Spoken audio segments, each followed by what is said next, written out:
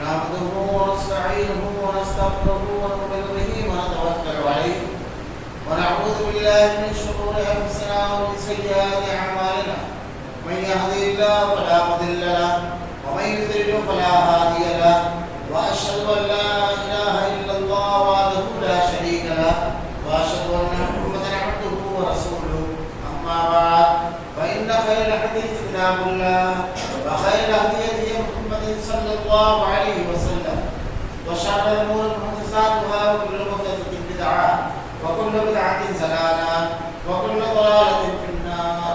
أعوذ بالله من الشيطان الرجيم. بسم الله الرحمن الرحيم.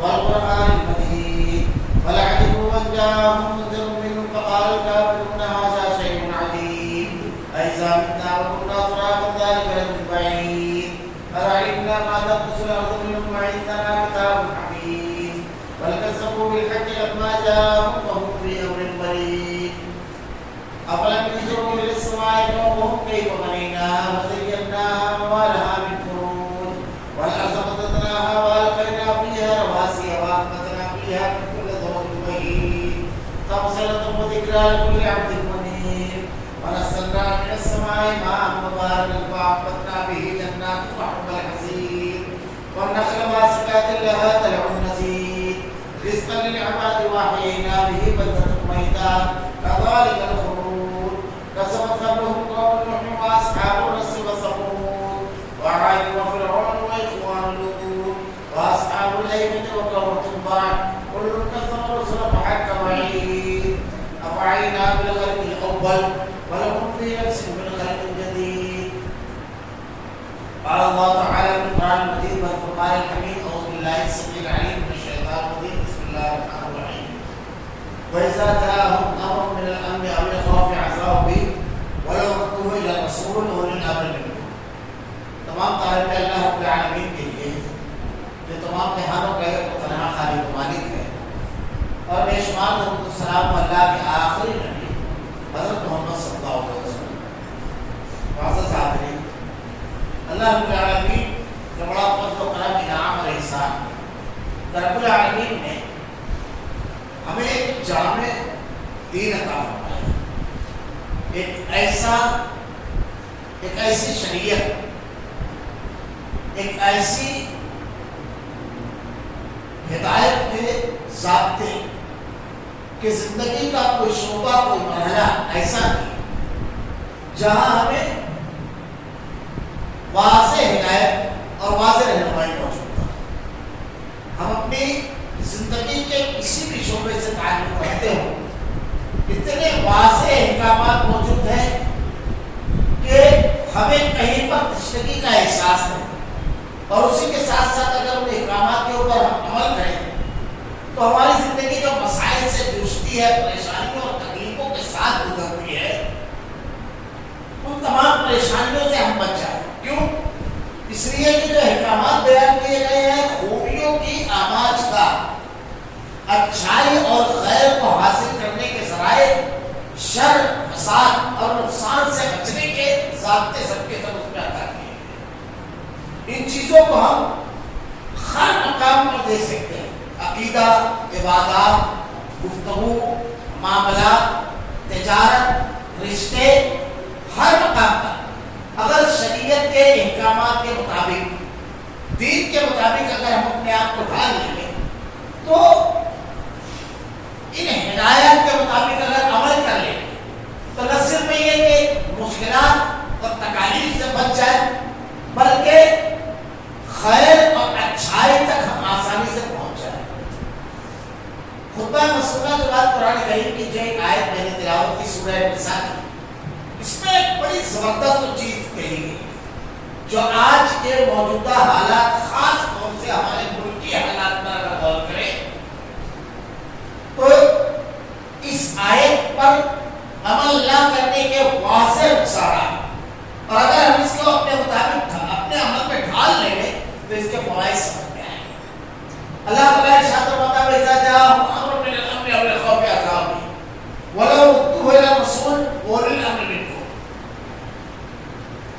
جب وَإِذَا جَاءَهُمْ أَمْرٌ مِّنَ الْأَمْنِ أَوِ الْخَوْفِ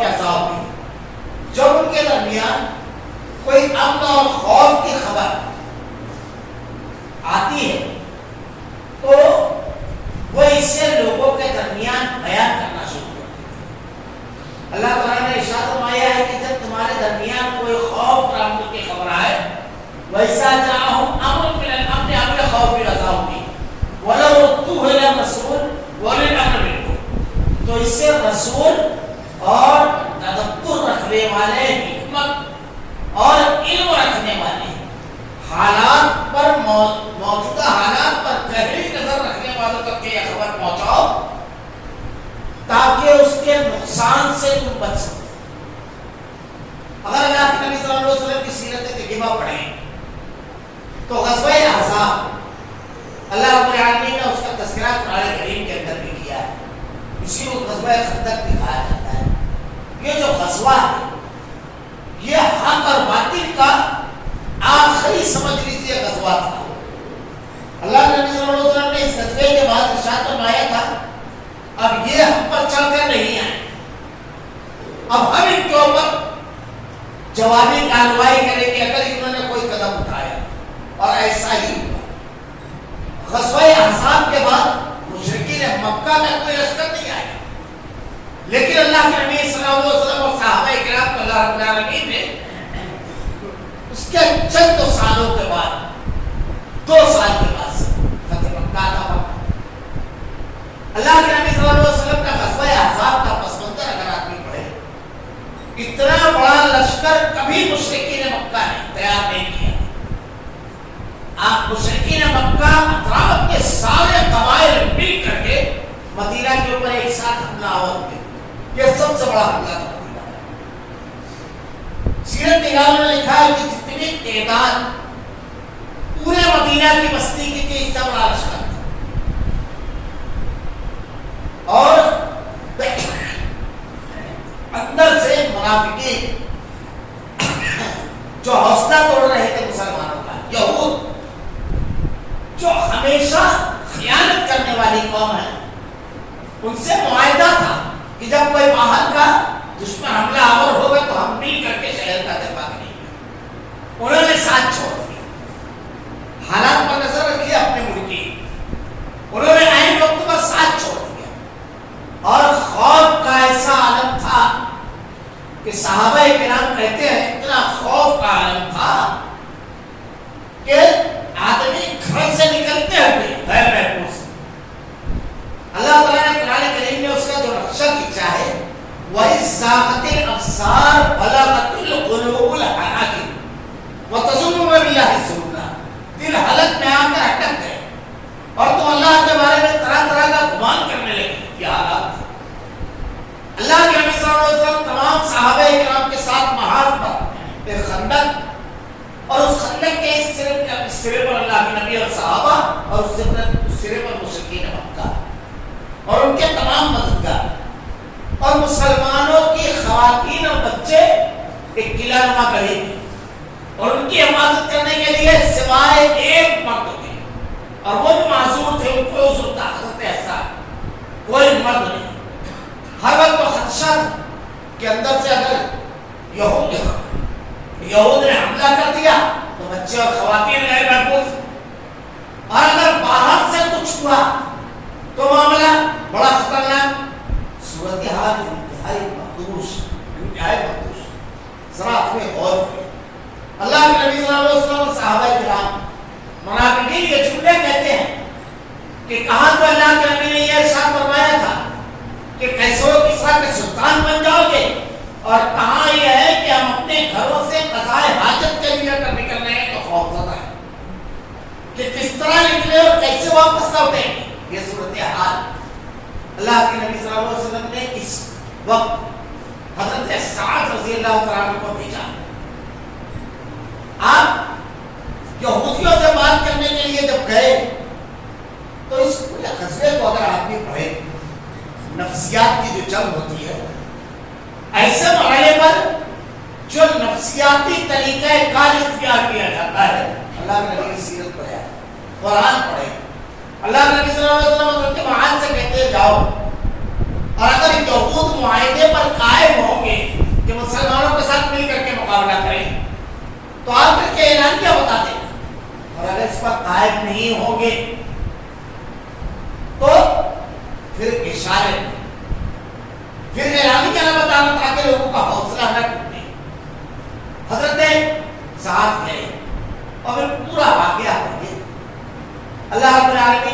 تناظر میں بیان فرمایا کہ جب کوئی امن اور خوف کی خبر آئے تمہارے درمیان تو اس کو معاشرے میں فوراً چلانا دو. اس کے نقصانات کیا کیا ہوتے ہیں؟ امن کی خبر بھی اور خوف کی بھی خبر بلا سوچے سمجھانا، بلا سوچے سمجھے اس کو عام کرنا.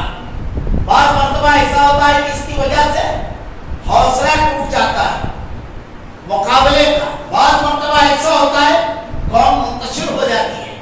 بعض مرتبہ ایسا ہوتا ہے کہ دشمن کو طاقت کے ساتھ کام کرنے کا موقع ملتا ہے. بین الاقوامی تناظر میں، ملکی تناظر میں آپ غور کیجیے تمام حالات میں ہم دیکھ رہے ہیں قرآن کی اس ایک آیت پر عمل نہ کرنے کا. میں صرف اشارے کروں گا، یوں بھی وقت بڑا محدود ہوتا ہے. بین الاقوامی تناظر میں غور کیجیے فلسطین کا جو معاملہ ہے، یہ امن کی خبر ہم کس طرح عام کرتے ہیں. ایک پٹاخہ ہی کہا جائے گا اسے، ایران داغتا ہے، پتہ چلا اتنے میزائل داغے، لیکن جب خبر میں تلاش کیا جاتا ہے کہ مرنے والے اسرائیلیوں کی تعداد کیا ہے، کتنے مکانات کو نقصان پہنچا، تو خبر میں کہیں اس کا تذکرہ ہی نہیں ہوتا ہے، کیونکہ ہوتا ہی نہیں. لیکن مسلمانوں میں ایک چیز آپ کو جانتی ہے کہ اب ختم معاملہ یہودیوں کا، کیونکہ میدان میں آ چکی ہے حکومت، ہوتا کچھ. لیکن اسرائیل کے لیے یہ جواز ہو جاتا ہے کہ مجھ پر حملہ ہوا، وہ پلٹ کے حملہ کرے. دو تین نقصانات ایک ساتھ چلتے ہیں. ایک تو یہ کہ اسرائیل کو کسی بھی سطح پر اگر ظالم حکومت کے خلاف مسلمانوں کا سماجی معاشی بائیکاٹ اگر چل رہا ہے، یہ کمزور ہوا، یہ کمزور ہوا. دشمن کو مزید حملہ کرنے کا جواز حاصل. پورے فلسطین کے قضیے میں اگر آپ دیکھیں تو انہیں خبروں نے یہ سب کام کیا ہے. جو اقدامات کیے گئے ہیں اس سے فائدہ کم، نقصانات زیادہ ہو گئے مسلم امت کا. اب پوری خبریں تسلی کا سامان. آج ہمارے یہاں کچھ لوگ جو جذباتیت اور سطحیت کی بنیاد پر نعرے لگا رہے ہیں، ان کو دیکھیے. ان لوگوں کا معاملہ یہ ہے کہ فلسطین کے معاملے میں یہ کر رہے ہیں، وہ بین الاقوامی منظرنامے میں یہ کر رہے ہیں کہ دنیا کے 57 مسلم ممالک کو مجرم کی کٹہرے میں کھڑا کیا کہ ممالک کو چاہیے کہ جا کر کے اس کو جواب دے حملہ کریں. بالکل یہ چیز سمجھ میں آتی ہے، لیکن کیا ہم یہ کر سکتے ہیں کہ ان ممالک کی فوج کو وہاں لے جا کر احاط پر بٹھا دیں؟ لیکن ہم جو کر سکتے ہیں وہ کر رہے ہیں. جو کر سکتے ہیں، ہر شخص کو اپنی جگہ ایک اسرائیلی پروڈکٹ کا بائیکاٹ کرے. آج زیادہ لمبی چوڑی بات نہیں، میں ابھی ایک شہر میں خطاب کرنے کے لیے گیا. خطاب کے بعد سوال جواب کی نشستوں میں ایک نوجوان مجھ سے الجھ گیا، کیونکہ عربوں کے سلسلے میں ذرا تھا کچھ میرے مثبت انداز میں باتیں کی. ہمارے یہاں نیچر لوگوں کا بنا ہوتا ہے، عرب کو گالیاں دینا ان کو برا لگا. سوال و جواب کی نشستوں میں مجھ سے الجھ گیا، اور اس کے بعد ان کی بزدلی اور ان کی بے حمی اتنی لمبی چوڑی بحث. میں نے صرف اس سے اتنا سوال کیا کہ ہم کر سکتے ہیں کہ ان ممالک کو لے جا کر کے محاذ پر میدان میں بٹھا دیں، لیکن جو ہم کر سکتے ہیں، جس پر ہمارے بارے میں، جس کے بارے میں ہم سے سوال ہوگا، کیا آپ کے اس شہر کے، آپ کے محلوں کی دکانوں پر اسرائیلی پروڈکٹ تو بیچ نہیں رہے؟ ابھی آپ میرے ساتھ چلیے، میں آپ کے شہر میں نیا ہوں، 3 گلی ہم آگے ایک ساتھ چلتے ہیں، میں آپ کو اسرائیلی پروڈکٹ کو بتاؤں گا نکال کر کے، یہ دیکھو بک رہا ہے.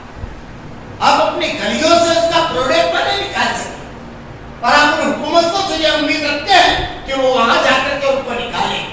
آپ کا جو کرنے کا کام، اسی مجلس میں ایک شخص بیٹھا ہوا تھا، وہ کہتا ہے شیخ اس کے اپنے بھائی کی دکان اس کے اپنے گھر میں نیچے ہے، اور وہاں یہ سارے پروڈکٹ ہوتے ہیں. یہ ہماری صورتحال، یہ دیکھیے ہماری صورتحال. ویسا جاؤ امر من الامر او الخوف اذا بی ولردوا الى الرسول. امن اور خوف کی کوئی خبر آپ کو کون سی خبر چلانا چاہیے؟ حوصلہ توڑ دینے والی خبریں، یا اس قسم کے اقدامات جو ہوتے ہیں یہ خبریں کہ دیکھیے یہ اقدام ہو رہا ہے، آج اس گلی سے یہ کیا، آج کا نوجوانوں نے ایک ان کے اختیار میں وہ کیا. محاذ پر کیا کیا جاتا ہے؟ اپنوں کو مجرم کے کٹہرے میں کھڑا کیا جاتا ہے. یا جو کمزوری اور احساس جو میں مبتلا ان کا حوصلہ دے کر کے ساتھ نکال کر محاذ پر لے جایا جاتا ہے. کیا صورت حال کیا ہوتی ہے؟ یہ دین اور شریعت ہے. اسی طریقے سے ملکی حالات پر غور کیجیے. بعض رات طویل ہو گئے ملکی حالات پر. آج ہمارے جو ملکی حالات ہیں اگر آپ غور کریں تو اس ایک آیت کے تناظر میں وَإِذَا جَاءَهُمْ أَمْرٌ مِّنَ الْأَمْنِ أَوِ الْخَوْفِ أَذَاعُوا بِهِ وَلَوْ الرَّسُولُ وَأُولِي الْأَمْرِ مِنْهُمْ کہ جب تمہارے پاس کوئی خوف اور امن کی خبر آئے تو اسے لوگوں کے اندر عام نہ کیا جائے. رسول اور اولو الامر جو ہیں جو حالات پر نظر رکھتے ہیں جو جانتے ہیں ان کو بتا دیا. آج ہمارے یہاں واٹس ایپ اور فیس بک اس کو اگر آپ دیکھیں یہ قسم کی نفسیاتی جنگ ہے اور اس جنگ میں صورتحال اتنی مخدوش ہے کہ ہماری پوری قوم سمجھ لیجیے ایک بڑا طبقہ بالکل منفی انداز میں پورے اس معاملے میں چل رہا ہے. منفی انداز بڑا اللہ کے نبی صلی اللہ علیہ وسلم کی سیرت پڑھے اور صحابہ کرام کی سیرت. اللہ کے نبی صلی اللہ علیہ وسلم نے کیا تربیت کی تھی قوم میں اور ہماری صورتحال کیا ہے. اللہ کے رسول صلی اللہ علیہ وسلم نے جو تربیت کی صحابہ کرام کے معاشرے کے اندر وہاں پر حوصلہ کرنے والی خبریں, حوصلہ توڑ دینے والی خبریں, لوگوں کو ڈپریشن میں مبتلا کر دینے والی خبریں, معاشرے کی کسی خرابی اور خامی کو واضح کرنے والی خبریں عام نہیں تھی. آپ اپنا واٹس ایپ اور فیس بک کھول کر کے دیکھیے کیا صورت حال ہے, اس کے اسباب اور اس کے نقصانات کیا ہیں, شریعت اور دین کیا ہے. اللہ تعالیٰ نے قرآن کریم کے اندر ارشاد فرمایا, اللہ کے نبی صلی اللہ علیہ وسلم نے حدیث میں بیان فرمایا, صحابہ کرام کی تربیت بالکل اسی انداز میں تھی. وہاں برائی کی خبریں عام نہیں کی جاتی تھی, بس تو حوصلگی کی خبریں عام نہیں کی جاتی تھی. ہاں مشکل ترین حالات میں مقابلہ آرائی کے جذبات کو کمزور نہیں کیا جاتا تھا. یہ سب تو منافقین کا طریقہ تھا. اللہ کے نبی جب احد کے لیے نکلے, اللہ کے رسول صلی اللہ علیہ وسلم نے ایک ایسے مقام پر جب آپ رکے کہ مشرکین کا لشکر باقاعدہ نظر آ رہا تھا. آپ پڑھیے سیرت. اللہ کے رسول صلی اللہ علیہ وسلم نے جب وہاں پر قیام کیا تو منافقین نے جو ان کا سردار تھا عبداللہ بن ابی, اللہ کے نبی صلی اللہ علیہ وسلم اور صحابہ کرام سے کہتا ہے چونکہ میری رائے نہیں مانی گئی, میں نے کہا تھا مدینہ میں رہ کر کے جنگ لڑی جائے اور اب مجھ کو نہیں لگتا کہ جنگ ہوگی.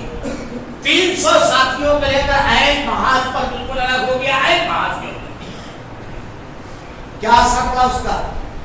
صحابہ کرام اللہ کے نبی صلی اللہ علیہ وسلم کے ساتھ محاذ پر جا رہے ہیں, میدان جنگ میں راستے میں ساتھ چھوڑ دینا, ہٹ جانا, کیا اثرات پڑتے ہیں اس کے. اور پھر مشرکین کے حوصلے کو قوت دیا. ساتھ میں جب اس نے ساتھ چھوڑا تو مشرکین کے حوصلے کو قوت دیا. یہ صورتحال احد میں ہوئی. آج ہمارے یہاں صورتحال کیا ہے دیکھیے. ایسا تو نہیں ہے ہماری تحریروں سے, ہمارے واٹس ایپ پر ڈالے ہوئے میسجز, یہ جو چیزیں ہیں اس سے حوصلے ٹوٹ رہے ہیں یا حوصلہ بڑھ رہے ہیں. موجودہ صورتحال پوری قومی زندگی کے اندر ہم اپنا ایک کردار ادا کر رہے ہیں. اللہ کے نبی صلی اللہ علیہ وسلم کا طریقہ کار یہ تھا کہ برائی والی خبروں کو روک لیا جائے, حوصلہ توڑنے والی خبروں کو روک لیا جائے اور ان چیزوں کو عام کیا جائے جو مسلمانوں میں اتحاد و اتفاق, مسلمانوں کے مسائل کے حل اور مسلمانوں کے مسائل کو حل کرنے والے حوصلے اور جذبوں کو پروان چڑھائے. میں اکثر اس سے پہلے بھی بیان کیا ہوں. ہلکا سا دیکھیے آج ہمارے یہاں مسلمانوں کے انتشار کی خبریں, مسلمانوں کے آپس کے اختلاف کی خبریں, مسلمانوں کو مار کھاتی ہوئی خبریں, موب لنچنگ کی, بالکل عام. اس سے ہوتا ہے حوصلے ٹوٹتے ہیں اس سے. یہ کمزوری کی خبریں. تمہارا تعلق کس قوم سے ہے؟ تم ایک ایسی جڑی قوم سے تعلق رکھتے ہو کہ کل جب اس ملک میں کرونا آیا لوگ اپنے گھروں میں گھسے ہوئے تھے, اپنی ماں باپ کی لاشیں چھوڑ کر بھاگ رہے تھے. اسی قوم کا نوجوان تھا جو ان کی لاشوں کا ستسکار کر رہا تھا. اسی قوم کا بس تو حوصلگی کی باتیں, انتشار کی باتیں. اس کا نقصان کیا ہے, اس سے ہوتا کیا ہے؟ اللہ کے نبی صلی اللہ علیہ وسلم کی سیرت طیبہ کو مطالعہ کیجیے. اللہ کے نبی صلی اللہ علیہ وسلم کے دور میں 2-3 اشارے سے وہ دے رہا. پھر موجودہ حالات میں جو ابھی وہ کووڈ کا معاملہ چل رہا ہے، موجودہ حالات میں اللہ کے نبی کے دور میں عام مزاج تھا کہ کوئی نگیٹو خبر لوگوں میں عام نہیں ہوتی، کوئی نگیٹو تبصرہ لوگوں کو اوپر نہیں ہوتا تھا. آج ہماری قوم کا معاملہ یہ ہے کہ جب قومی مسائل پر آپ گفتگو کرنے کے لیے بیٹھے تو سب سے پہلے اپنی قوم پر نگیٹو تبصرہ اپنی قوم کو گزرے کے کھانے میں ہم کھڑا کرتے ہیں. سب سے پہلا یہ ہے. نہیں، اصل میں مسلمانوں کو یہ نہیں کرنا چاہیے تھا. یہ یہاں سے گفتگو کا حال ہوتا ہے. سیرت پڑھیے، اللہ کے رسول صلی اللہ علیہ وسلم کی تربیت اور تعلیم دیکھیے. اللہ کے نبی صلی اللہ علیہ وسلم کے دور میں بہت بڑا واقعہ ہے.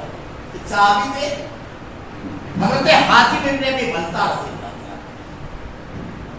حاتم بن ابی بلتہ رضی اللہ عنہ سے غلطی غزوہ فتح مکہ کے موقع پر انہوں نے ایک لیٹر لکھا مکہ، اور اس لیٹر میں پوری تفصیلات بیان کی.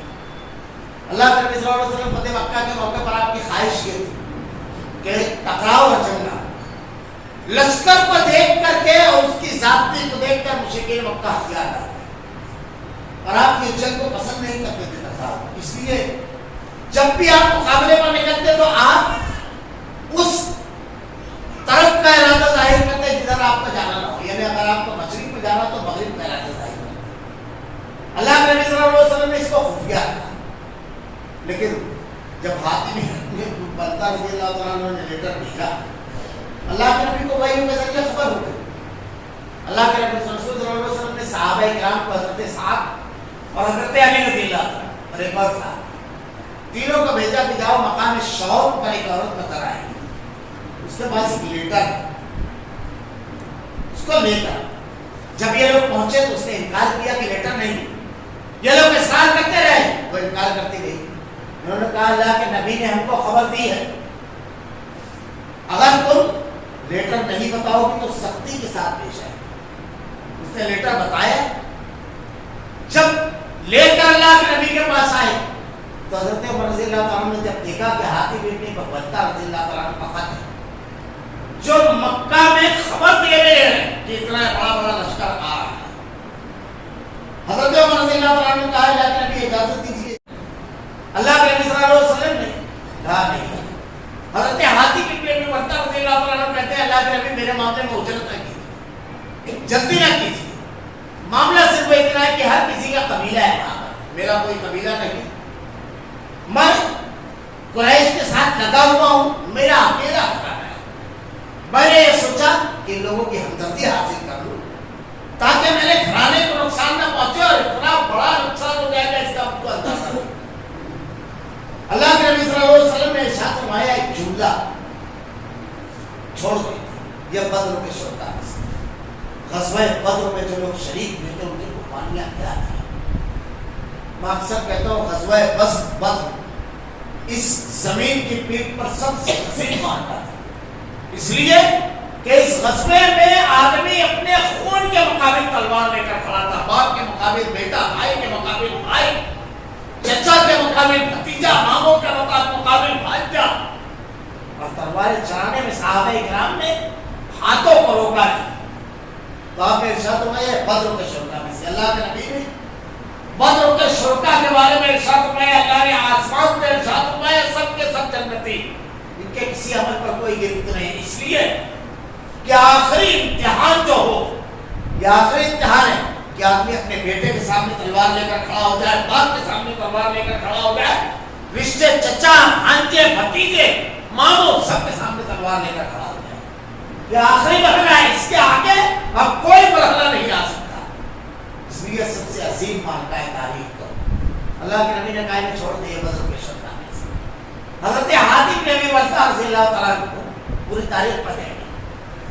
کسی ایک صحابی نے کبھی ایک روایت نہیں بتا سکتے کسی نے مخبر کہا. ہمارے سماج اور معاشرے کے اندر اگر کسی سے کوئی غلطی ہو جائے وہ جی نہیں سکتا، صرف اس کی غلطی یاد ہوتی ہے. یہ صحابہ کرام کا معاشرہ ہے. اس کا نقصان کیا ہوتا ہے؟ آج ہماری قوم جو بزدلی، مقابلہ آرائی سے ہٹی ہوئی، برائیوں میں ڈوبی ہوئی ہے، اس لیے کہ ہم اپنی قوم کی صرف خرابیاں بیان کر رہے ہیں. पॉजिटिव जज्बात को पुश करने की बजाय निगेटिव जज्बात को आम किया जा रहा है। इसको कहते हैं निगेटिव थिंकिंग। ये इस्लाम में नहीं। किसी शख्सियत को अगर आपको परवान चढ़ाना है, उसकी खूबियों को पुश किया जाता है, खामियों को छुपाया जाता है। ऐसे ही कौमों की तरबियत होती है। हमारा मामला यह हुआ है कि हमने अपनी कौम को हमेशा मुजरिम के कटघरे में खड़ा किया, हमेशा अपने लोगों को। ये हम माई दस्तगी और गांधीया का वाकया बयान करते हैं, लेकिन उनके ज़िना के बारे में कोई तफसील नहीं मिलेगी आपको। हर आलिम जब इस वाकये को बयान करेगा तो तौबा और इस्तिग़फ़ार के तनाज़ुर में कि गांधीया ने ऐसी तौबा की कि अल्लाह के नबी ने इरशाद फरमाया अगर इस पूरी वादी में तकसीम कर दी जाती तो अल्लाह सबकी तौबा कर देता। माई दस्तगी ने ऐसी तौबा की कि 70 लोगों में से बांट गया था। यह है पॉजिटिव जज्बात को परवान चढ़ाना। हमारा सबसे बड़ा मसला आज का यही है, जिंदगी का कोई शोभा हो, हम निगेटिव बात करते हैं, पॉजिटिव नहीं।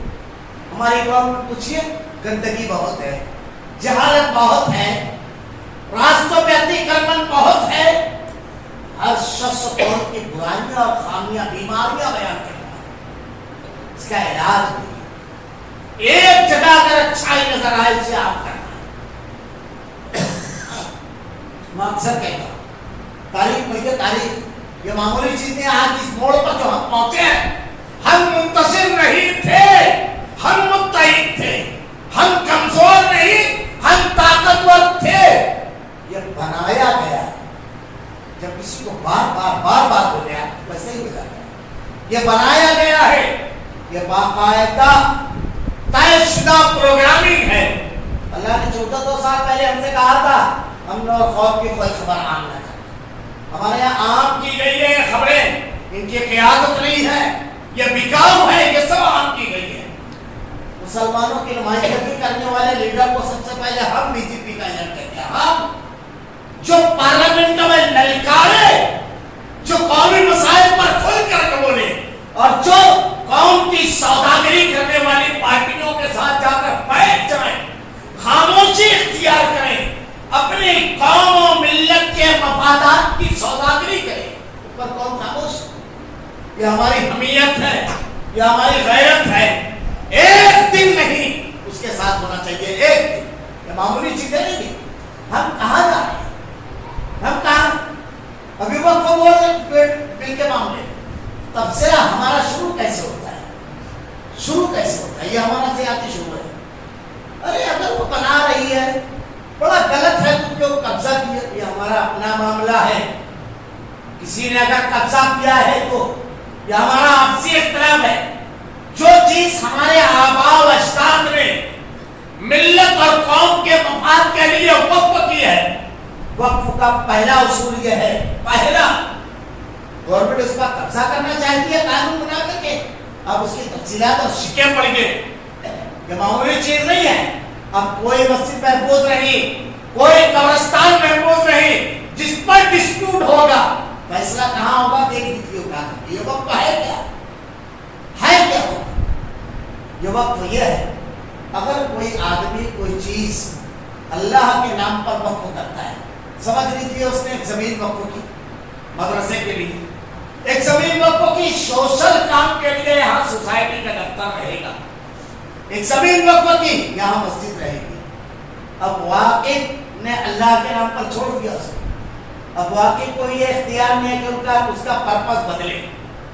हमारे यहाँ सरकार बदलेगी उसका पर्पस, और उसमें डिस्प्यूट का फैसला कौन करेगा?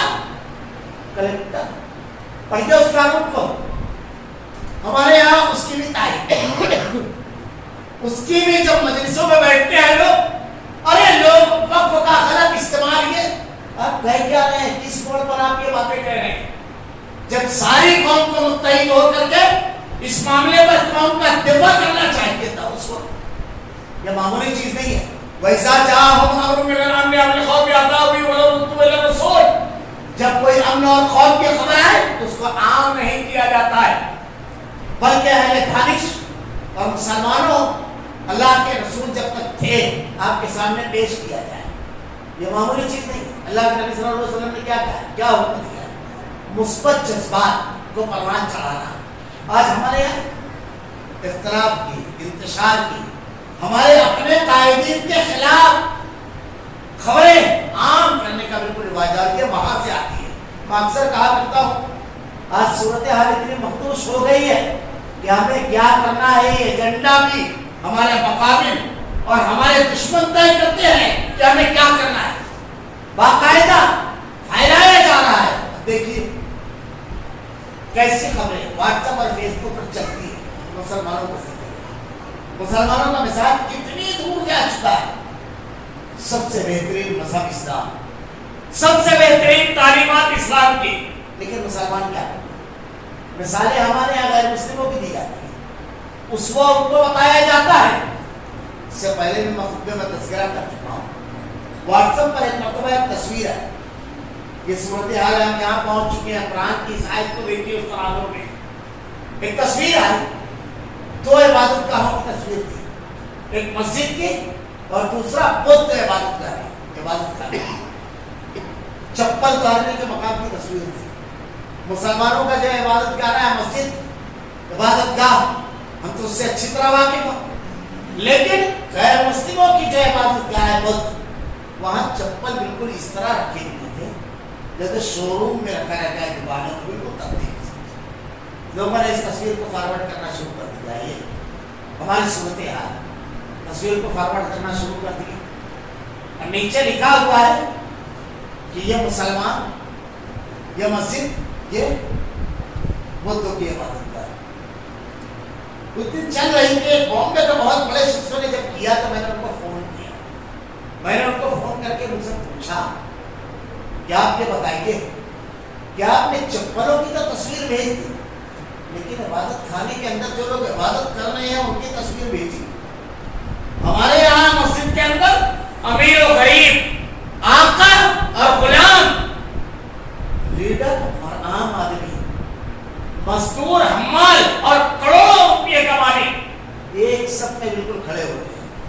امام کے ساتھ پورے عبادت کرتے ہیں, اللہ اکبر پر سب جھک جاتے ہیں, سب اٹھ جاتے ہیں. ان کی عبادت کہاں میں جائے گی؟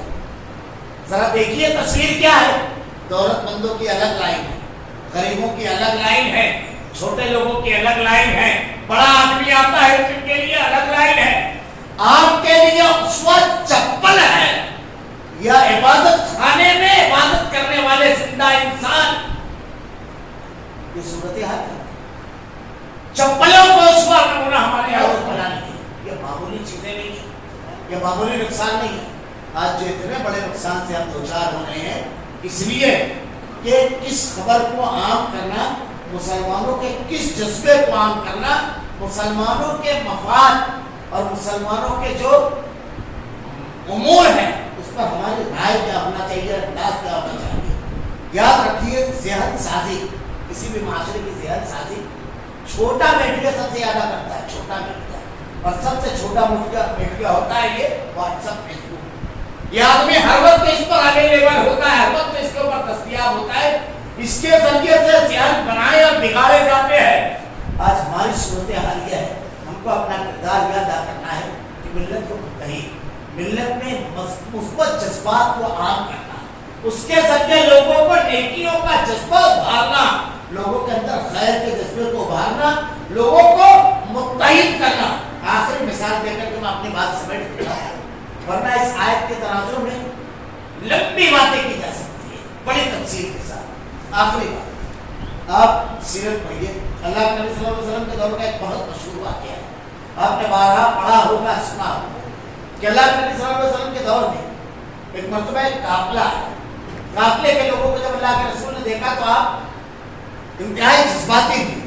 اللہ کے نبی صلی اللہ علیہ وسلم نے لوگوں سے کہا کہ ہر شخص کو اپنے ساتھ 2 لوگوں کو لے کر, ہر آدمی 2 لوگوں کو لے کر گیا. حضرت ام سلمہ, حضرت ام سلیم, ان کے شوہر ابو طلحہ, یہ گھر گئے اور اپنی عائلہ سے کہتے ہیں کہ اللہ کے نبی نے حکم دیا ہے کہ ہر شخص کو اپنے ساتھ 2 لوگوں کو لے کر. حضرت ام سلیم کے پاس جب جا کر کے انہوں نے یہ خبر دی تو ام سلیم کہتی ہے کہ دیکھو صرف 2 لوگوں کا کھانا ہے, آپ بھی بھوکے ہیں, میں بھی بھوکے ہوں, بچے بھی بھوکے. لیکن پرواہ نہ کیجیے، یہ تھی ہماری خواتین، یہ ہمارے جذبات۔ اور ہماری خواتین کو ہم نے عقیدہ نہیں بتایا، ان کی وہ خبریں ہمارے یہاں کر رہے ہیں جو ہماری غیرت و حمیت کو رلا دینے والی، غیرت و حمیت کو مار دینے والی عقیدے کی خبر، یہ خبریں عام کی جاتی ہے معاشرے میں۔ اس سے ایک صالح اور مضبوط معاشرہ تشکیل پاتا ہے ان وجوہات سے۔ بہت سے تو جذبات کو تسکین پہنچانا، دیکھیے ایمان کی چنگاری ہر دل میں ہوتی ہے، سلیقے سے ہوا دے کر آپ اس کو شعلہ جوانہ بنائیں گے۔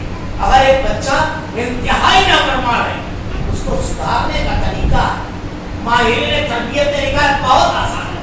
اگر وہ 100 چیزوں پر آپ کی نافرمانی کر رہا ہے، صرف ایک چیز اگر آپ نے مان رہا ہے، آپ اس کو شاباشی دیجیے، آپ اس کی تعریف کیجیے، ہر آدمی تعریف پسند ہے۔ اس سے یہ ہوگا کہ اس کے اندر جو فرما برداری کا جذبہ ہے اس کو آپ کچھ کر دیں گے، وہ بڑے گا، جوان ہوگا اور دوسرے جذبات کمزور ہوتے۔ یہی ہے تربیت قوم کی، اسی انداز میں کسی قوم کی تربیت کی جاتی ہے۔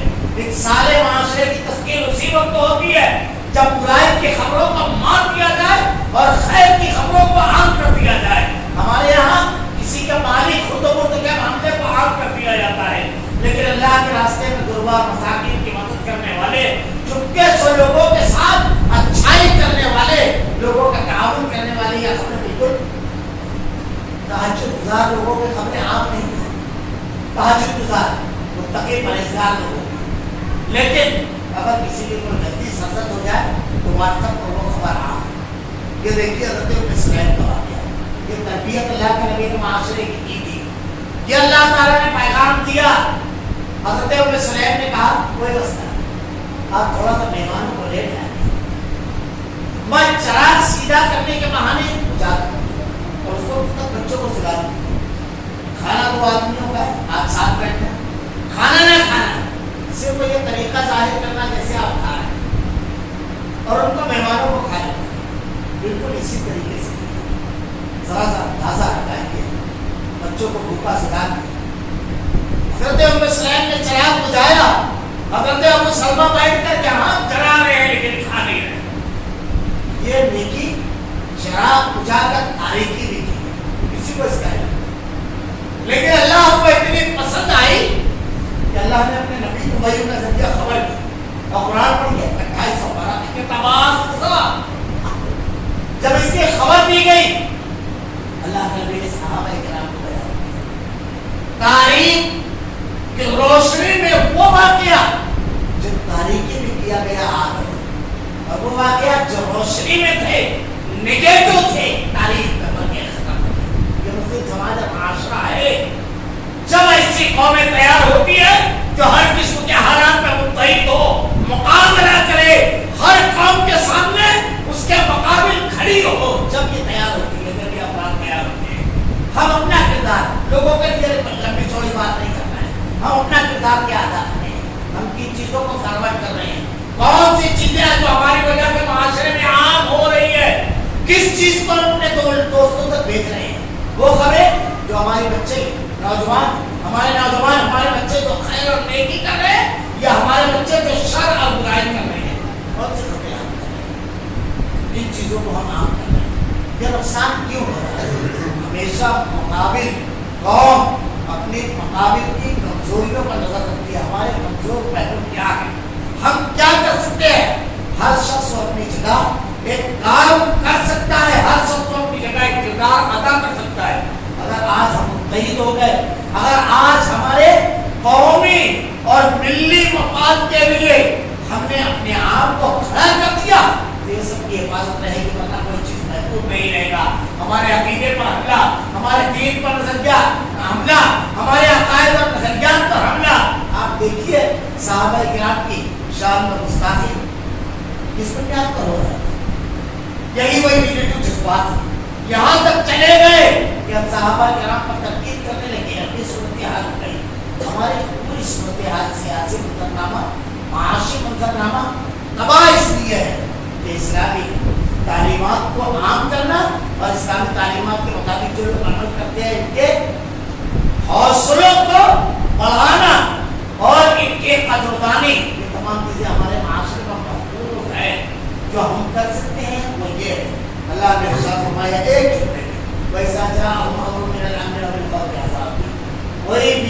اور خوف کی خبر اگر آپ پھیلا رہے ہو، اس سے قوم و ملت کا نقصان ہو رہا ہے یا فائدہ، منفی جذبات پروان چل رہے ہیں یا مثبت جذبات، خیر بڑھ رہا ہے یا شر، قوم کو فائدہ پہنچ رہا ہے یا نقصان، اگر اس صورت میں وقف کا جو معاملہ آیا صرف یہ کیا جائے ہم وقف کی حقیقت جانیں اور پوری قوم ان لوگوں کے ساتھ کھڑے ہو جو وقف کا دفاع کر رہے ہیں، اور وہ لوگ جو وقف کو نقصان پہنچانے والوں کے ساتھ کھڑے ہوئے ہیں اپنے دشمن اور دوستوں کو پہچان لیں گے، یہ بہت بڑی بات رہے گی۔ یہ شریعت اور یہ دین ہے۔ اللہ رب العالمین سے دعا ہے رب العالمین مشکل ترین حالات میں ہمیں صحیح فیصلہ کرنے کی توفیق دے دے، شریعت کے مطابق عمل کرنے کی توفیق دے دے، اپنے تمام اعمال اور افعال کو، اپنی تمام چیزوں کو شریعت کے مطابق ڈھالنے کی توفیق دے رب العالمین۔ الہ العالمین ہمیں اپنا کردار صحیح طور سے ادا کرنے کی توفیق دے رب العالمین۔ الہ العالمین ہمارا خاتمہ ایمان کا فرما، رب العالمین جنت میں لے جانے والے اعمال سے محبت اور جنت میں لے جانے والے اعمال سے نفرت پیدا فرما رب العالمین۔ الہ العالمین تیری نافذ کرتا شریعت کے مطابق زندگی گزارنے، تیری کتاب اور تیرے نبی کی سنت کو اپنا کردار و عمل بنانے کی توفیق دے۔ ہمارا خاتمہ ایمان کا فرما، ربنا لا تزغ قلوبنا بعد إذ هديتنا وهب لنا من لدنك رحمة إنك أنت الوهاب۔ بارك الله لنا ولكم في القرآن المجيد ونفعنا وإياكم بالآيات والذكر الحكيم إنه تعالى جواد كريم